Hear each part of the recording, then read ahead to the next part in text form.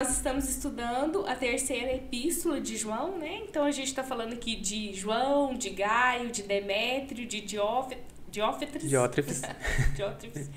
E eu queria te perguntar, Juarez, como vimos na introdução, Diótrefes desprezou o trabalho em equipe. Diante dessa revelação, vamos falar do trabalho de equipe? Como você falou, né, André? Primeiramente, a paz do Senhor a todos. Com muita alegria estar aqui. E hoje, com essa chuvinha, tá um barulhinho de chuvinha aqui, tá uma delícia. E essa lição pegou muito, Andréia. Eu comecei a ler a revista no início, bem no início de semana, domingo. E quando eu li ela, já bateu. É uma lição, eu falei, nossa, é uma lição forte, é uma lição que tem muito ensinamento, bateu muito comigo, né? E de início eu fui levando ela para um lado e depois eu vi que não era tanto aquele lado, ela para outro lado. Até o final vocês vão descobrir, fica aí. E o verdadeiro discípulo. E me veio a pergunta, quem é o verdadeiro discípulo? Aí no final fala do sumo pastor. Então, quem é o verdadeiro discípulo de Jesus? Quem é esse o verdadeiro discípulo? Aí nós pegamos um livro, 3 João, 15 versículos, um capítulo, e como nós temos destrinchado... nós estamos na 8ª lição, essa revista tem uma lição a mais do que as outras. Ela tem 14 lições. Como 15 versículos falam tanto. Eu terminei de ler essa lição, quando eu terminei de ler, eu falei assim, não, eu tenho que ler 3 João de novo. Parei, abri a Bíblia e fui ler 3 João de novo. É muito forte. E então, a gente viu que teve um que não foi aprovado. Nós temos um case, quando se estuda administração, publicidade, nós estudamos muitos cases, né? E aqui é um case negativo, né? Diótrefes. Ele não soube trabalhar em equipe. Em contrapartida, nós temos o nosso sumo pastor, nosso Cristo Jesus, que nos traz a referência de tudo. E não teria como falar de equipe sem falar de Jesus. Jesus, quando chegou o seu tempo certo, ele saiu andando e saiu chamando e começou a moldar a sua equipe. E quando a gente assume uma liderança, a gente pensa, nossa, eu vou formar aquela equipe. Eu quero aquele top, eu quero aquele top, eu quero aquele outro top. Mas Jesus não ensinou assim. Jesus foi lá e pegou pescador, simples, humilde, que estava ali no trabalho do dia a dia, pegou um cobrador de impostos, alguém já mais pomposo, pegou um que seria o seu traidor, mas que estava dentro do palácio. Então ele escolheu, sabe, bem generalizado, ele pegou uma gama ampla para trabalhar e ele escolheu, mas ele sabia que aqueles seriam os necessários para ele, cada um no seu lugar. Como nós conversávamos agora, né, Andréia? Sobre se todo mundo pode ser líder ou não. No meu ponto de vista, eu creio que sim, todo mundo pode chegar a ser um líder. Porque para mim, quando você está discipulando uma pessoa que vem para o evangelho, vai fazer o discipulado, você está sendo o líder dela. Você está sendo líder de um. Você está mostrando para ela, você está mostrando o seu exemplo, está mostrando quem é Jesus. E em todo tempo, mostrando o principal de tudo, que ser submisso a Deus. Jesus em todo tempo que ele estava andando, fazendo os milagres, escolhendo a sua equipe, ele mostrava essa submissão a Deus. Então a primeira coisa de trabalho em equipe, eu vejo, é a submissão. Mesmo que nós venhamos a ser o líder, nós somos submissos. Primeiro a Deus, Cristo, Jesus e o Espírito Santo. E eu vejo que todo líder precisa de um líder acima dele. Todo pastor precisa de ter um pastor acima dele. Nós precisamos de ter alguém como referência. Temos um referencial muito bom na nossa igreja. O pastor Benjamin é um referencial muito bom. Eu tive facilidade de trabalhar com ele. Ele tem essa pegada mais militar e eu consegui trabalhar. Gostei desse formato, então tem essa hierarquia. Eu acho fácil trabalhar assim. E tem outras formas de trabalho também. E Jesus nos ensina isso então. Então ele escolhe os seus 12 discípulos. E aí, lá no grego, o termo discípulo, ele significa seguidor, aprendiz. Então, quando nós escolhemos a nossa equipe, nós estamos escolhendo pessoas que vão nos seguir. Pessoas que nós vamos ensinar o que nós sabemos. Que já entra numa outra coisa que vamos ver lá na frente. Certo. Mas eu já dei uma atropeladinha. Tá certo. É interessante que Jesus, ele vem como exemplo, né? O primeiro exemplo aqui. A gente vai falar também de Pedro em alguns momentos, né? Mas Jesus, ele é o sumo pastor. Ele é o exemplo maior nosso aqui, né? E eu queria te perguntar, Juarez, quais que são as 3 referências dos bons discipuladores que a revista traz para nós? A revista, ela vem trabalhar a questão de 3 João, mas ele vem trazendo exemplos de Pedro, né? E nessa parte da revista, ele nos ensina 3 pontos interessantíssimos. E o primeiro dele é ser discipuladores saudáveis, né?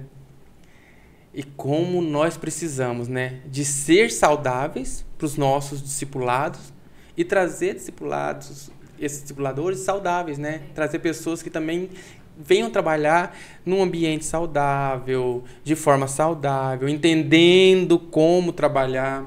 Você é presbítero, né? Isso. E ele traz aqui para nós o significado de presbítero. Isso. Achei interessante, que eu não sabia. É ancião, né? Uma pessoa mais velha. Mas ele também traz um significado espiritual para essa palavra, né? Para o sentido de presbítero, né? Que é uma pessoa madura, uma pessoa que está...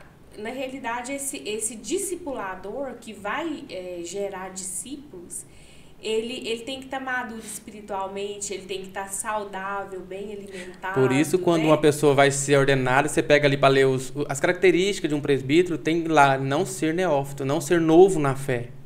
Tem que ser alguém que já entende, alguém que já está envolvido, tem que estar amadurecido, né? É um cargo de liderança forte. E nesse momento, os presbíteros não era só um cargo eclesiástico. Os presbíteros, nesse contexto, nessa época, já eram pastores que estavam à frente das igrejas, de alguns... Porque eles não estavam nas igrejas, sinagogas, mas estavam em casas. Eles já estavam cuidando de ovelhas. Então, tinha que ser escolhido, bem escolhido, né? E nessa primeira parte, que vem falar sobre a questão de ser saudável, a gente já começa vendo esse case negativo de Diótrefes, que ele não foi um bom exemplo. Aliás, ele foi um péssimo exemplo. Ele foi fraco, ele se sentia ameaçado. Ou seja, o que ele sabia, ele não queria ensinar os seus liderados. Ele tinha medo de ensinar os seus liderados e os liderados ser melhor do que ele. E a gente vê isso, infelizmente, nos dias de hoje. Pessoas que são boas no que fazem, mas têm medo de ensinar para que os outros não passem ele. Quando Jesus...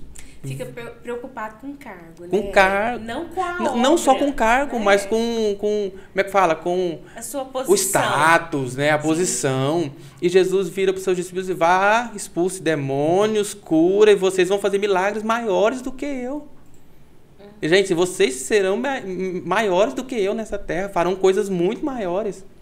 Jesus era resolvido, ele sabia quem ele era e ele estava aqui para formar discípulos e ele não importava com a opinião alheia, né, Juarez? Estava lendo aqui agora, Jesus sempre exerceu sua missão com confiança, firmeza e amor. Ele tinha certeza do que ele tinha que fazer, ele tinha confiança naquilo, ele tinha firmeza, porque Jesus foi firme, só que ele trabalhava com amor. Sim. Diferente de Diótrefes. Diótrefes sabia o que tinha que ser feito, não fazia e ainda prejudicava os que queriam fazer. Os que queriam fazer. Atrapalhava os que queriam fazer, não recebia bem. E existe até um termo que chama pessoas com a síndrome de Diótrefes. E essas pessoas, elas quando chegam numa equipe, elas sugam a energia daquela equipe. Parece que a equipe está indo bem, bem. Quando chega uma pessoa dessa, parece que a energia da equipe vai assim, vai lá embaixo. Aí a equipe não começa a trabalhar bem, não consegue ir para frente. E principalmente, mais atrapalha do que ajuda. E principalmente na área criativa. Essas pessoas conseguem destruir essa parte criativa. Sabe aquele que você quer inovar, você quer... E quando chega essa pessoa, parece que ela abala tanto que a pessoa... Acabou aquela criatividade de fazer algo novo, de trazer novidade. E, então esse é o primeiro... esse é só o primeiro ponto, discipuladores saudáveis. E nós temos mais 2, que são discipuladores produtivos. Sim. Não basta ser só um discipulador. Tem que ser produtivo. Jesus... produziu aqui não tudo, mas o Novo Testamento todo, em 3 anos do seu ministério. O Evangelho, né? Os Evangelhos. 3 anos de ministério, ele produziu todo o Evangelho. O que nós temos hoje de palavra do Novo Testamento, do Novo Testamento todo. Porque até as cartas vêm do trabalho dele, de 3 anos dele. Os discípulos, os apóstolos foram à frente, mas foi pegando aquilo que ele trabalhou em 3 anos. Então, nós temos que dar produção. Temos que ser, sabe, discipuladores que produzem. Eu acho interessante, Juarez, nesse ponto aí que você está falando de produtivo, de discipuladores produtivos, a revista fala que Jesus não se sentia ameaçado por seus discípulos, mas os estimulava a fazer obras maravilhosas como ele. E até mais, né? Ele fala, se vocês crerem, farão obras maiores que essa. Então, Jesus, o foco de Jesus era formar discípulos. E, se possível, melhor do que ele, né? Então, esse é um exemplo muito grande para nós. A gente tem que estar focado em fazer bem feito. Pega os discípulos de Jesus. Sim. Morreram crucificados igual a ele. Nós estamos preparados? É sério, é muito sério, sabe? Verdade. E nesse pequeno trecho de 3 João, nós vemos temos Gaio e Demétrio que foram bons, foram bem vistos, fizeram um trabalho bem feito, mas essa lição pega bem na questão de Demétrios. E nós temos que ser produtivo, por quê?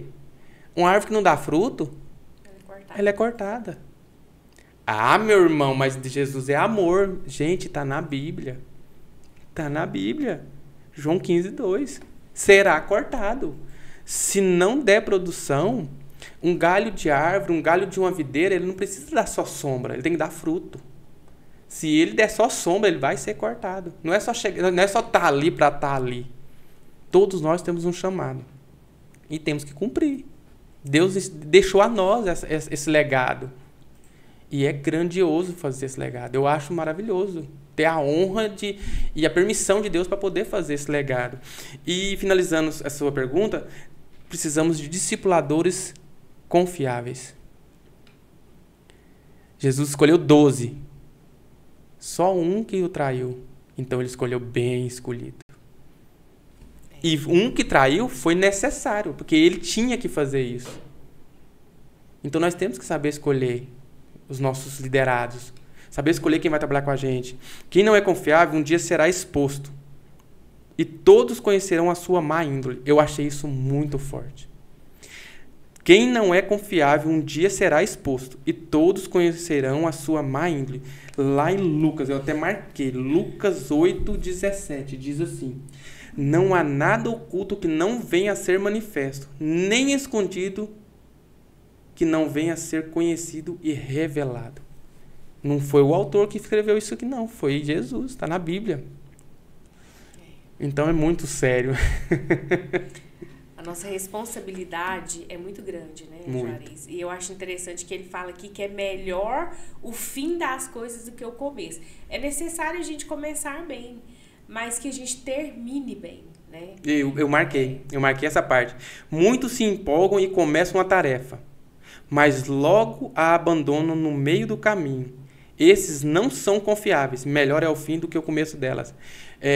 Eu, quando estava na Igreja de Deus, um dia nós fazendo um trabalho, eu e minha esposa, ela era do Ministério de Dança, eu auxiliava, e nós chegamos no pastor e falamos: pastor, mês de maio, junho, o que o senhor está achando do serviço? O que você está achando do departamento, do ministério e tal? Ele falou assim: nossa, tá ótimo, agora vamos ver do meio para o fim.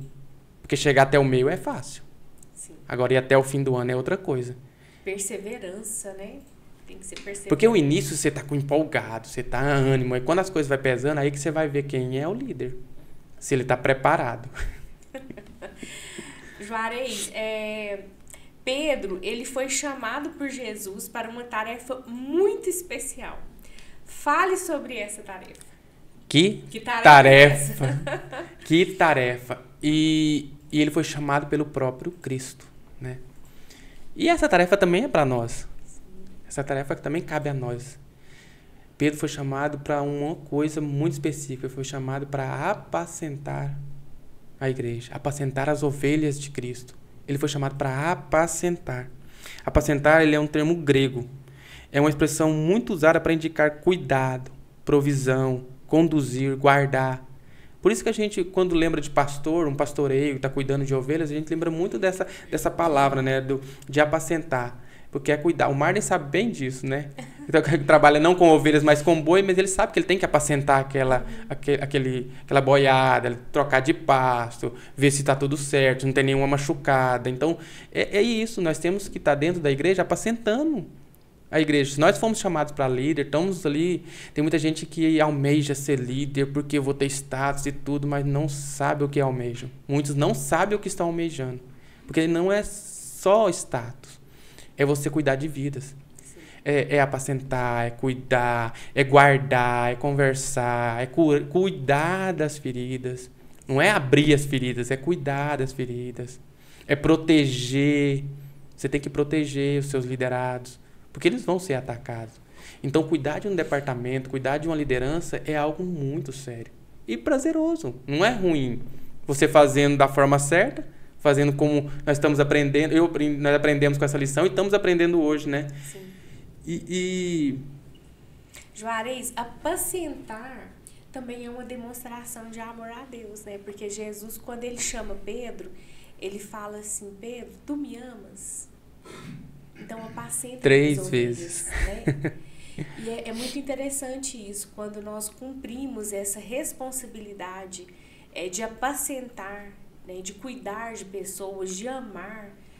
Nós também estamos demonstrando o nosso amor a Deus, né? Quando nós cumprimos com o nosso chamado, o ID, apacentar, cuidar, guardar, é uma demonstração gigantesca do amor que nós temos por Deus. Como eu posso demonstrar o meu amor a Deus se eu não consigo amar meu irmão que está do meu lado? A Bíblia mesmo fala isso. Não tem como. Não tem como eu querer demonstrar amor eu amo a Deus, e cara enjoado, não suporto. Fazer exceção de pessoas, né? Não tem como. E ele dá aqui várias dicas, né, de como ser um discipulador, de como apacentar, né? Ele fala para nós sobre esses cuidados. Os cuidados de como apacentar o rebanho, né? E é muito interessante e muito forte. Primeiro deles, ser cuidadoso. Se nós somos líderes, nós temos que ter um cuidado por aqueles que são nossos liderados, né? Temos que tratar com amor, com carinho. Às vezes é necessário ser mais firme. Precisamos também. Jesus foi firme. Tem vezes que você tem que dar uma sacudir mesmo, para que dá uma peneirada para alguns frutos que estão ali não muito bons caiam e os outros firmem, mas sempre trabalhando em amor, falando em amor, buscando em amor. Juarez, isso aí que você está falando de ser cuidadoso, né? A gente vê que Diótrefes, ele era autoritário, né? Ele não tinha autoridade. Porque você ter autoridade, as pessoas te respeitam. Você é exemplo e a pessoa respeita você pelo que você é, pelo que você faz, pela maneira que você trabalha, a forma como que você conduz o trabalho, né? Amando, respeitando o limite de cada um. Então, você vai ser respeitado. Isso é ter autoridade. E ao contrário do nosso irmão aí, Diótrefes, né? Que ele era autoritário, né? Ele queria impor, né? Ele queria... Ele não só queria como ele impôs. E ele pensava só nele também, né? Quando a gente lê ali 3 João ali, a gente vai ver o que aconteceu tanto com esse Diótrefes. O que ele fez tão assim, né? A igreja, naquele momento, eles acolhiam muito as viúvas, os órfãos, mas nesse caso específico, né, dos seus... Caiu?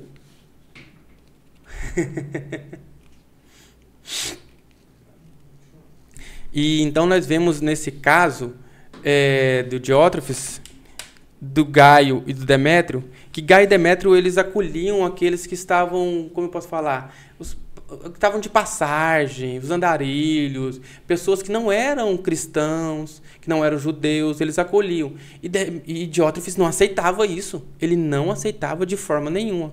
E quando algum dos seus discipulados, seus liderados, acolhia, ele expulsava da igreja. Ele não fazia e ainda atrapalhava. Ele não fazia, ainda expulsava da igreja quem estava fazendo o bem. E João ficou sabendo e manda carta para a igreja para ser lida. O que ele faz? Não permite que a carta seja lida. Ele manda pessoas para levar a palavra para ele. Ele não aceita essas pessoas falar na igreja. Tanto que João fala, eu vou ter que ir aí resolver isso. Então, ele foi um caso sério, sério mesmo. Um segundo tópico que nós temos é ser voluntário. E como essa palavrinha pega, ser voluntário. Nós vivemos pela graça. E a graça é de graça. Favor imerecido. É um favor merecido, é de graça. Mas a graça não foi de graça. Ela foi muito cara. Ela custou a vida de nosso Deus. Ele custou o sangue de Cristo. Então foi caro. Então eu não trabalho de graça, de graça. E ser voluntário, a gente sempre trabalha, o serviço voluntário, eu faço porque eu quero fazer, do meu jeito, eu faço. Não, ser voluntário tem uma forma de se fazer. Ser voluntário, eu anotei que é trabalhar de forma espontânea, também ter iniciativa própria. É você chegar no irmão. Quando eu cheguei na igreja, eu vim de outra denominação, então teve algumas divergências, não divergências, algumas dificuldades que eu tinha. Eu falei, nossa, como que eu vou fazer? O que eu tenho que fazer? E os pastores sempre falam assim, Juarez, você chega no pastor e fala assim, pastor, o que você precisa de hoje? Pastor, você precisa de uma ajuda em alguma coisa? Então, quando eu chegava assim, pastor Rodrigo, precisa de alguma coisa? Ô, Juarez, me ajuda no gasofilaço. Pastor, precisa de alguma coisa? Juarez, lê o versículo comigo.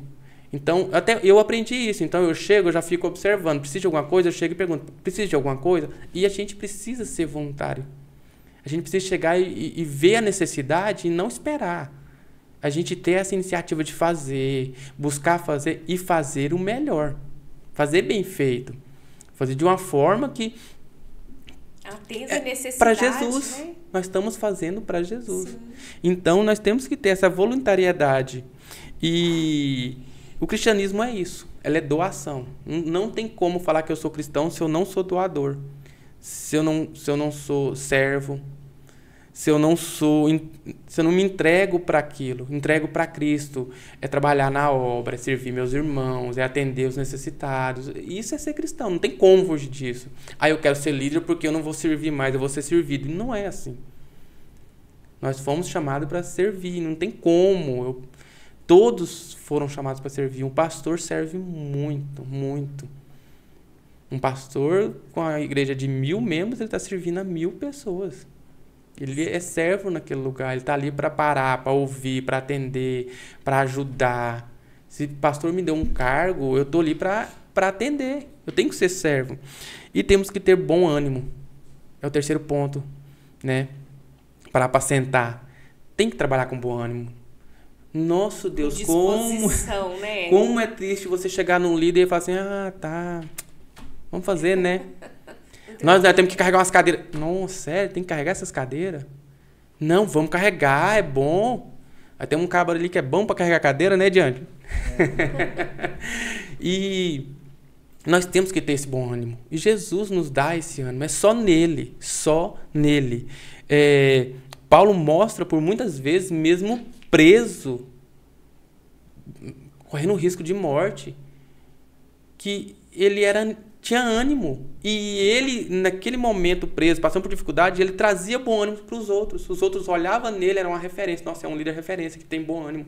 E eles queriam trabalhar com ânimo. E parece que quanto mais Paulo sofria, mais Paulo era preso, mais as pessoas queriam fazer. A gente vê na história da igreja, parece que quanto mais a igreja sofria, mais era perseguida, mais o povo tinha ânimo, mais eles queriam fazer, mais... E quando a igreja parece que acaba a perseguição, tá tudo no marasmo, tá bom, aí o povo vai ficar, não, tá tranquilo demais. Estar animado, então, é estar confiante. Você tem que estar confiante, mesmo quando a circunstância não tá boa.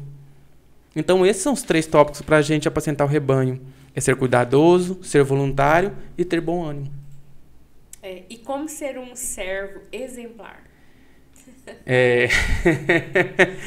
Essa parte... Nós temos a referência, né, do sumo pastor. Mas o que nós podemos fazer? A revista ela traz alguns itens aqui que nos levam a entender os passos, os caminhos, né, que nós temos que dar pra gente ser um servo exemplar? Fala pra gente aí. Pois é. Nós temos que ser esse servo exemplar. É o título da lição, verdadeiro discípulo. O verdadeiro discípulo, a pergunta que eu fiz lá atrás, é ser um servo exemplar. A Bíblia nos mostra lá atrás que se eu fizer tudo o que me é pedido, eu sou um servo inútil. Se eu fazer o que foi me pedido, eu sou um servo inútil. Então eu tenho que fazer muito mais do que me é pedido. Isso é ser um servo exemplar. E a lição ela nos traz alguns tópicos sobre a questão de ser esse servo de exemplo. O primeiro deles é ser livre de ganância. Temos que ter um coração voluntário. Não é fazer esperando, não é fazer... É muito bom quando você faz, não é que você vai ganhar, mas é muito bom quando você faz e você é bem recebido, é visto, é bom, mas você não pode fazer esperando isso. E temos vivido dias muito difíceis, de pastores que estão pregando o evangelho por dinheiro, gananciosos ao extremo. E eu até anotei, eu deixei marcado aqui o termo de ganância. O termo de ganância, no original grego, ele significa avidez pelo lucro ilegítimo. Então, ganância é algo muito sério. Ganância é você querer trabalhar, mas por algo ilegítimo. E o primeiro tópico de ser um servo exemplo é você não ter ganância. É trabalhar, crendo que você está fazendo para Cristo. Até porque nós estamos fazendo para o Senhor. E é Ele que recompensa. A recompensa maior vem de Deus, né? Às vezes a gente pode receber alguma recompensa por parte de seres humanos. Mas a gente não precisa e nem deve, nem pode fazer a obra de Deus esperando nisso. Né? Não. É desse jeito. Mas eu te falo uma coisa, líder. Honra a quem merece honra. Você também pode honrar seus liderados. Se o seu liderado está fazendo algo bom, honra ele. Nomeia ele. Seja também... Não esperando honra para você, mas que de você saia essa honra. Para você mostrar... Isso é bom também para o seu trabalho em equipe ser bom. É bom você trabalhar trazendo bom ânimo, trazendo essa como é que eu falo? Essa questão de alegria, reconhecimento. Outro, né? Não é inflar o ego dele, mas reconhecer o trabalho dele. Isso vai te ajudar a trabalhar. Muitas vezes isso ajuda muito. Porque tem muito líder que, nosso Deus, só pega ponto positivo, negativo. Você pega um lençol branquinho estendido no varal, aí tem uma pontinha de lama. Tem gente que consegue ver só aquela pontinha de lama. Ela não consegue ver o lençol limpo. Não é agradecido. Não sabe reconhecer o trabalho do outro. Então nós temos que ter esse cuidado, né? Extremamente exigente. Às vezes exige mais do que talvez ele mesmo conseguiria fazer, né? E vindo para o outro lado, eu como liderado também não posso falar assim, eu só faço do jeito que eu quero e pronto, se não for assim eu não estou bem. Não, também não é assim. Você está trabalhando para Cristo, você tem que dar o seu melhor. Não vou fazer o meu melhor pro meu líder, não, porque meu líder é muito chato. Você não está fazendo pro seu líder, você está fazendo para Cristo. Então você tem que se dar o melhor. Eu não sei como fazer. Então vamos aprender. Gente, nós vivemos a era da tecnologia, é tão fácil aprender. É muito fácil aprender. Gente, qualquer coisa que você quiser aprender, hoje, se quiser fazer um avião de dobra de papel, você só liga, abre o YouTube e escreve fazer avião de dobra de papel. Basta querer. Basta ter disposição. Basta ter disposição e não ser ganancioso. Sim. O outro ponto é prestar contas. Eita, parte que é difícil. Prestar contas. Tem gente que tem tanta dificuldade de prestar contas. Isso não é só no nosso meio, não. Quando você tem uma empresa, gente, as pessoas têm muita dificuldade de prestar conta. Principalmente quando tem um erro. Prestar conta de um erro é muito difícil. Prestar conta de quando está dando tudo certo é fácil, até que é mais fácil. Mesmo que as pessoas não gostam. E a Bíblia nos mostra que até Satanás, lá em Jó, Satanás vinha prestar contas a Deus. Até ele presta contas a Deus. Ele tem que chegar lá e prestar conta. Aí nós queremos ser líderes que não prestam conta. Não tem como, nós temos que prestar conta. Diótrefes não prestava conta do seu ministério ao seu líder, o apóstolo João. Aliás, nem o recebia. Está lá em 3 João, no versículo 3. E quem viola a hierarquia, viola a disciplina, igualmente exigida por Deus. E nós temos essa hierarquia. Hoje, dentro do departamento de homens, pegando no meu caso, né, departamento de homens, eu sou um coordenador do departamento de homens, então o que eu tenho a ver com o departamento de homens, eu tenho que conversar sobre o departamento de homens, eu não vou no pastor Benjamin, eu vou no pastor Alessandro, ele é o meu líder. Então, se eu tenho que prestar conta, eu tenho que conversar, eu preciso de alguma coisa para o departamento de homens, eu vou no pastor Alessandro. Se necessário for, o pastor Alessandro leva para o pastor Benjamin. E da mesma forma, os meus líderes. Eu tenho 2 líderes abaixo de mim e como são bons líderes, o presbítero João e o diácono Guilherme Natal. Tudo o que eles precisam. Chega, Juarez, eu preciso fazer isso. Juarez, eu quero fazer assim. Juarez, eu estou precisando ir em tal lugar para fazer isso, eu posso ir? Então, é que eu fico admirado. Falei, Jesus, obrigado pelos líderes que você me deu. São ótimos líderes. Ótimos, excelentes. Tenho aprendido muito com eles também. Então, eu marquei aqui também, está aqui assim, ó. Diótrefes em nada se assemelhava a Jesus. Ele era intolerante e exigia atenção imediata, apenas para as questões do seu próprio interesse. Ou seja, o ego dele era altíssimo. Ele só se preocupava com as questões ligadas a ele. Ele não se preocupava com questões ligadas a outra pessoa, ele não se ligava à igreja, ele não se ligava a questões do reino. Ele não se importava com questões do reino, ele se importava com as questões dele. E ele não reconhecia nenhuma autoridade. Para o apóstolo João chegar a falar que tinha que ir lá e ele não queria receber, ele se esquivava. É igual aquele irmão que você está querendo cumprimentar ele, atravessa a roupa para não te cumprimentar. Ele se esquivava de João, ele não reconhecia autoridade em ninguém. Ele achava que ele era a autoridade maior. E nós não podemos ser assim. Um servo, exemplo, ele tem que prestar contas de tudo, tudo. Jesus ainda falou, antes de morrer, dos que me destes, nenhum deles eu perdi. Jesus prestou conta para Deus. Deus, o Senhor me entregou, daqueles que o Senhor me deu, eu não perdi nenhum. Eu te entrego todos aqui. E por fim, a parte que todo mundo gosta, né? Receber a coroa de glória. O que nós fazemos aqui, nós temos garantido mesmo, uma coroa de glória na eternidade. Talvez possamos passar por essa terra, por este momento aqui, e não sermos reconhecidos, não temos essa coroa de glória, mas ela é nossa. Se eu fizer da forma que Jesus me ensinou, eu terei a coroa da glória. E que coroa melhor de glória do que receber a salvação e passar uma eternidade junto do meu Cristo? Não tem nem o que falar, sabe? E a lição termina, a última frase da lição, ela termina, breve Jesus voltará. A gente tem que estar percebido, né, Juarez, o tempo inteiro ligado em Cristo, né, que é a videira verdadeira. Porque só assim nós vamos conseguir entender o nosso chamado, cumprir o nosso chamado, sem esperar nada em troca, né, mas por amor. Essa lição, ela é verdadeiramente um ensino para nós, né, de como se doar, de como realmente ser um verdadeiro discípulo, né, sendo cuidadoso, sendo exemplar, sendo fiel ao sumo pastor que é Jesus Cristo, né? Não sendo ganancioso, tendo bom ânimo, verdade, apacentando. Essa lição é uma lição que traz muito para nós, muito conhecimento. E eu queria deixar agora para você fazer aí a sua conclusão, as considerações finais. Amém. Fique à vontade. Eu quero concluir aqui com a conclusão mesmo da revista.